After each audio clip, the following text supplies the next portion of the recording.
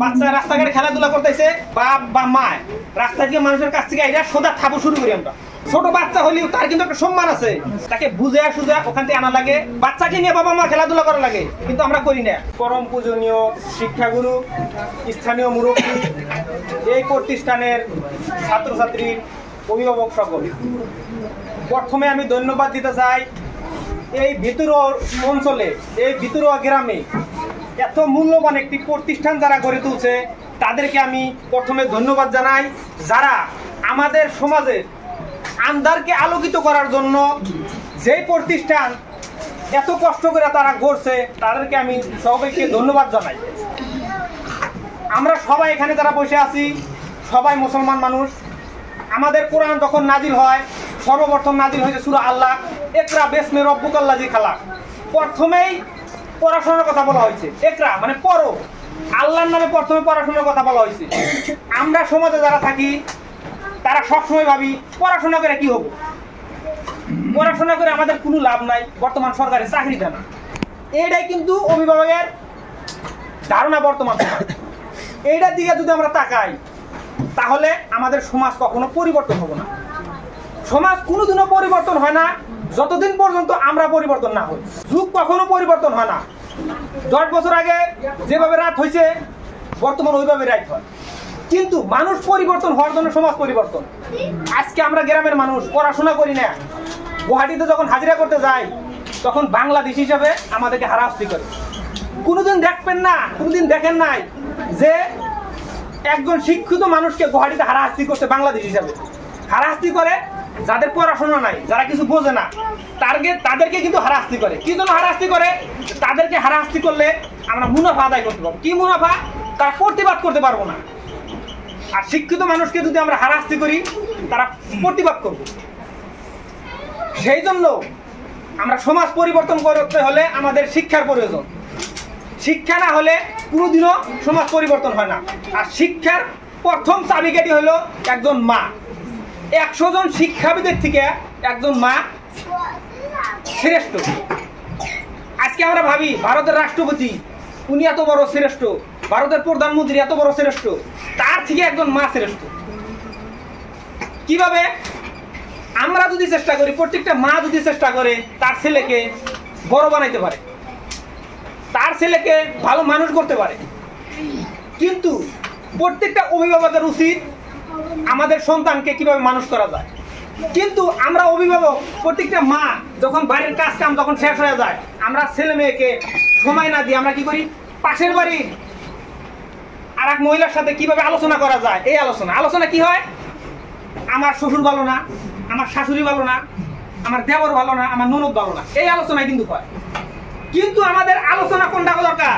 তোমার ছেলে কি পড়াশোনা করছে, এতদূর পড়তাইছে, এই 1-এ পড়ে বা 2 পড়ে, আমার ছেলে এতদূর পড়তাইছে। ওই বাড়িতে যান, ওই ছেলেকে আপনি 2-1টা কোশ্চেন জিজ্ঞাসা করেন যে আপনার ছেলে পড়তাইছে যে, বাবা বলো তো এটা কি, এ করে এটা, বি করে এটা, জিজ্ঞাসা করলেন, সে উত্তর দিল। আপনি আইসে আর আপনার ছেলেকে নিয়ে যান ওই বাড়িতে, আপনার ছেলেকে মোবাইল দিবেন না, পূর্ব বক্তা বলে গেছে মোবাইল দিবেন না, আপনার ছেলেকে পাশে করে নিয়ে আরেক বাড়িতে যান। ওই ছেলে যখন ওই বাড়িতে যখন যাবেন, ওই ছেলে যখন একটা বস্তু প্রশ্ন করবেন আপনি মা হয়ে, যখন উত্তর দিবে তখন আপনার ছেলেকে বলবেন দেখে এত সুন্দর সে উত্তর দিতে পারছে, তোমাকে আচ্ছা ভালো পড়তে হবে, তুমি যদি এটা পড়তে পারো তোমাকে এই বস্তু আমি দিব। ছেলেকে লোভ দেখান। তুমি আজকে এত ভালোভাবে যদি পড়াশোনা করো তোমাকে অমুক বস্তু আমি কিনে দিব। হাতের হাত কোনো বস্তু কিনে দিবেন না বাচ্চাকে। চাওয়ার সঙ্গে সঙ্গে একটা বস্তু কিনে দিবেন না। চাওয়ার সঙ্গে সঙ্গে যদি কিনে দেওয়া হয় ওই ছেলে কোনোদিনও কষ্ট বুঝবে না। সমাজে যদি একটা ছেলেকে গড়তে হয় তাহলে তাকে কষ্ট কেমন করে করতে হয় সেটাও শিখাইতে হবে। কিন্তু আমাদের প্রত্যেকটা অভিভাবকের উচিত, আমরা যখন বাড়িতে যাব, বাড়িতে যখন কামের শেষে যাব, কাম শেষে যাওয়ার পরে ছেলে মেয়ে কি করতেছে সে খবর নেওয়া লাগে। আমরা না করে কি করি, বাড়িতে যাই হেরে শুনতে খারাপ হয়ে যায়, অভিভাবকরা নাড়াই বাজায়। তোমাকে ফোন মারলাম, তুমি ফোন ধরলা না। একজন পুরুষ মানুষ কাজে ব্যস্ত থাকে, তোমাকে ফোন মারলাম ফোন ধরলা না, 5 বার মারছি ধরলা না। এই কি করে স্বামী স্ত্রী গন্ডগোল বাজায়, ওই প্রভাবটা বাচ্চার কাছে যায় পড়ে। কথায় আছে একজন পুরুষ মানুষ গড়ে 4 থেকে 500 কথা বলতে পারে সাধারণ কথা, আর একজন মহিলা 7 থেকে 800 কথা বলতে পারে গড়ে সারাদিন। ওই পুরুষটা সারাদিন কাজ করছে, কাজ করার পরে উনার যতটুকু কথা, ব্যবসা করছে, বাণিজ্য করছে বা চাকরি করছে, সমস্ত কথা শেষ হয়ে যায়। কিন্তু মহিলাটা যে বাড়িতে আছে তার কিন্তু কথা শেষ হয় না। উনি আসার পরে একের পর এক প্রশ্ন করে। ওই পুরুষটা বাড়ি আসার পরে কোন মানসিকতায় আসছে মহিলাদের বোঝার উচিত, কিন্তু মহিলারা বোঝে না, একের পর এক প্রশ্ন করে, আমাকে আগের মতো ভালোবাসো না, আমাকে আগের মতো কথা শোনো না, এই ধরনের আমার প্রভাব করি, এই ধরনের নাড়াই করি। ওই প্রভাবটা কি করে বাচ্চার উপরে পড়ে। সেই জন্য বাচ্চা একটা গড়তে হলে আগে বাবা মায়ের কর্তব্য হলো ভালো মানুষ হওয়া। বাবা মা যদি ভালো মানুষ হয় তাহলে সে আমাদের বাচ্চা ভালো হবে। কিভাবে? আজকে আমরা ভাবি যে অমুক আজকে বড় লোক হয়েছে, তার চাচা আসিল, তার দাদা আসিল, তাকে সহায় করছে, সেই জন্য সে বড় হয়েছে। 2-4টা যদি এই ধরনের উদাহরণ পাওয়া যায়, তার চেয়ে বেশি উদাহরণ পাওয়া যায় গরিব ঘরের মানুষই কিন্তু আজকে বড় হয়েছে। কিভাবে বড় হয়েছে?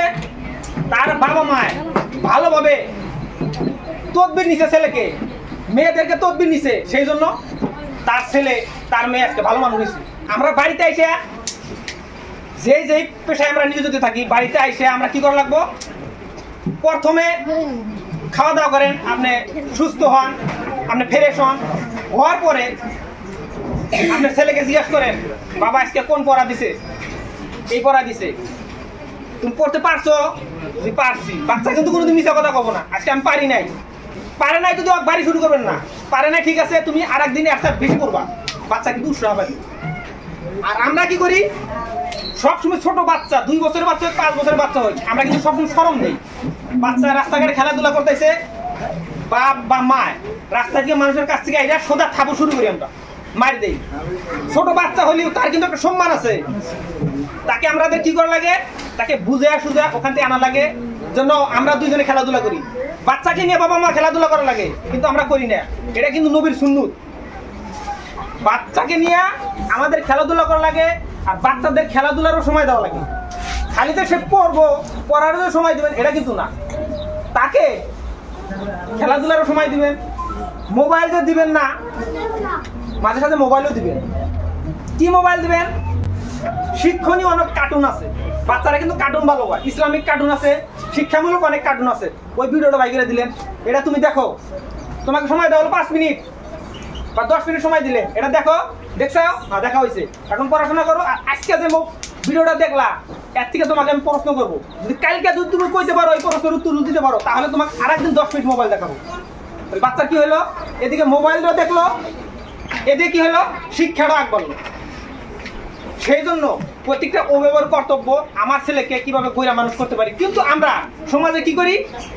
সকালে আমাদের যখন কাজ থাকে না গ্রামের মানুষের, প্রত্যেকটা বাড়ির অভিভাবকরা করে কি? রাস্তায় বসে যায়, অমুকে কি করলো, অমুকের কি করলো, এই ধরনের আলোচনা। কিন্তু আমাদের উচিত কি করা লাগে? কার ছেলে মেয়ে রাস্তায় ঘুরে আছে, পড়াশোনা করতেছে না, ওটা তদবির নেওয়া লাগে। আর তদবির নিবেন কিভাবে? আপনার ছেলেকে যদি একজন মুরব্বী, ধরেন আমার কাকা যিনি সভাপতি সাহেব, উনি যদি আপনার ছেলেকে যদি একটা ধমক দেয়, আপনি ওনাকে কি করবেন? ওনার সাথে নাড়াই বাজাবেন, এটা কিন্তু উচিত না। ছেলে মেয়ে যারা আছে তাদেরকে ভালো মানুষ করতে হবে, এই যদি চিন্তাধারা থাকে তাহলে সবাই ভালো মানুষ হবে। আর আমি যদি চিন্তা করি আমার ছেলেকে ডাক্তার বানাবো, আমার ছেলেকে ইঞ্জিনিয়ার বানাবো, তাহলে দেখবেন আপনার ছেলে আইলে হবো না, যাইলে হবো না, কারণ পরিবেশে সবকিছু করে যাবো। আমি বেশি দিগলা করি না, যেহেতু পূর্বের বক্তা অনেক কিছু বলে গেল। সর্বশেষ একটা কথা বলবো, এই প্রাইভেট স্কুলে আমাদের কিন্তু একটা স্বভাব খারাপ আছে। নিজেদের মানুষ থেকে আমি কথাটা বলছি, স্বভাব খারাপ আছে, সবাইকে বলছি না, আমারও কিন্তু স্বভাব খারাপ আছে। কি হিসাবে? বাচ্চা এখানে পড়তে দিচ্ছেন 2 মাস 3 মাস, আপনি বেতন দেন না, বা আমি বেতন দিই না, দেওয়ার পরে যখন স্টাফ যারা আছে, শিক্ষক যারা আছে, তাদেরকে বেতন দেওয়া লাগে, তারা কিন্তু বাড়িতে খাওয়া দাওয়া করে এসে কিন্তু পড়ায়। তাদের কিন্তু পেট আছে, তাদেরও সংসার আছে, তাদের কিন্তু টাকার প্রয়োজন হয়। যখন মাসের শেষে যখন শিক্ষকদেরকে বেতন দেওয়া হবে, তখন দেখতেছে যে এই কয়জন ছাত্রছাত্রীর থেকে পয়সা আসে নাই, বা মাইলি যেটা ফিসটা আসে নাই। যখন চিঠি আকারে যখন বাচ্চাকে দেওয়া হয় যে তোমার অভিভাবক, তোমার বাবা বা তোমার মাকে এই চিঠিটা দিবে, খুলে দেখবো যে 5 মাস বা 6 মাসের কি আছে, বাকি আছে। এক সিডি দিলেন না, পরের মাসে সিডি দিলেন না। তারপরে এইভাবে যখন মিটিং দিব, মিটিং আকারে যখন বলা হবো যে আপনার ছেলেকে এত মাসের বেতন বাহি আছে আপনি দেন না, তখন অভিভাবক আমরা কি করি, অমুক স্কুলের শিক্ষকের ব্যবহার খারাপ, ওই স্কুলে ছেলে মেয়েকে আমি রাখবো না, অন্য সরকারি স্কুলে। এই ধরনের কিন্তু বহুত কমপ্লেইন হবো। এটা কিন্তু কথাটা বলা লাগছিল, আমি একদম বললাম গ্রাম অঞ্চল, যেহেতু গ্রাম অঞ্চল এই ধরনের বহুত কথা হবো। এই স্কুলে আমি পড়াবই না, কারণ শিক্ষকের ব্যবহার খারাপ। শিক্ষকের ব্যবহার খারাপ না, ওটা আমার ব্যবহার খারাপ। কিন্তু ভাঙ্গা কওয়া না কথাটা, আমার ব্যবহার খারাপ। আমি কইতেছি আমরা গ্রামটা এনে ভিতরেও গ্রাম, এনে শিক্ষার হার ওইরকম নাই। আমরা যাতে এই কাজটা না করি যে মাহিলি 6 মাস গেছে গা বা 1 বছর গেছে আমার ফিস দেই নাই, এই ধরনের কাজ যাতে আমরা করি না। আমরা প্রত্যেক মাসে যাতে আমরা ফিস দেই, তাহলে যারা পড়াবে তাদের উৎসাহ বাড়বে এবং আমাদের যারা ছাত্রছাত্রী যেগুলো ছাত্র আছে, যেগুলো বাচ্চা আছে, তাদেরকে উৎসাহভাবে পড়াবে। আর আরেকটা কথা সর্বশেষ আমি বলি, ক্লাস চলা অবস্থায় তখন কিন্তু কি হবে, কিছু কোনো অভিভাবক আপনি খেতে কাজ করতে গেছেন, হাতে পাসুন বা কোদাল বা কাশি, আইসে স্কুলে এসে 1 ঘন্টা আড্ডা মারলেন, আর এক বাচ্চা বলো তার বাবা আইছে, বাচ্চা দৌড়ে আসবে। আমি বলতেছি প্রয়োজন ছাড়া স্কুলের শিক্ষকের সাথে যোগাযোগ রাখবেন, বাজারে লাগবেন বা গ্রামের শিক্ষক যে আমার ছেলে কিরকম পড়াশোনা করে আসছে আমরা খবর রাখলেন। কিন্তু স্কুলে এটা বাবা মা একটা যে আড্ডা মারবেন এখানে, কিন্তু শিক্ষকে একটা ছাত্রকে কত সময় একটা ভালো একটা ধমক দিতে পারে, কিন্তু বাবা মার সামনে কিন্তু ওটা শরম পায়। কিন্তু বাবা মা বাড়িতে যাবো এই তোকে আজকে ধমক দিয়েছিল স্যারে, এটা কিন্তু বলা হবো। সেই জন্য আমি অনুরোধ জানাই, প্রয়োজন ছাড়া অভিভাবক স্কুলে আড্ডা না মারে।